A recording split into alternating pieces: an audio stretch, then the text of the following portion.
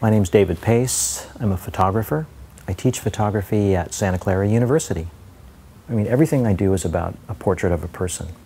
So in the village, I'm physically taking portraits of people. But when I'm looking at people's collections, I'm looking at people through their collections.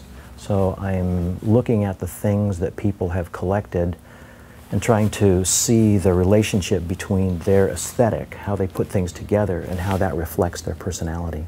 And in the collections, it's interesting because in addition to having the person and the aesthetic, you also have this object that's created. And so there's some kind of reflection of society in that object, so they kind of come together. The very second piece that I did was the robot collection. The collection itself was owned by Greg McGregor, who's a photographer and friend of mine, and I had worked with his wife, Jo Whaley. So when I asked her, know anybody who has a collection, she goes, "Oh, I know this great collection for you." So I went over and saw Greg's collection, and it was, it was like magical. Just because it was extensive, had really great examples of robots. So, I borrowed all the robots and took them back to the studio and started photographing.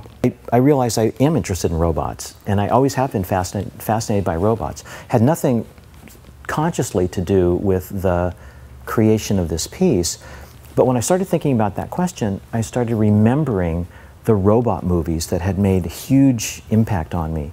The Day the Earth Stood Still made a big impact on me. Klaatu Barada Niktu. I mean, I remember that, it's like How to Control Gort the Robot. I was thinking about the things that fascinated me as a youth, and I was really more interested in cowboys and Indians than I was in robots, right? But there was a movie called Westworld that was a movie about robots who were cowboys, and it was 1973 with Yul Brynner as a robot cowboy that goes berserk, right? It's like this Westworld where you can go and play out your cowboy fantasies. And all the robots go crazy and then they start killing people, which is terrifying.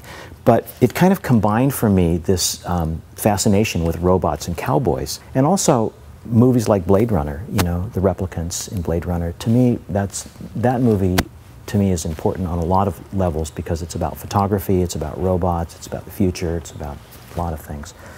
And also Data, the robot in Star Trek The Next Generation.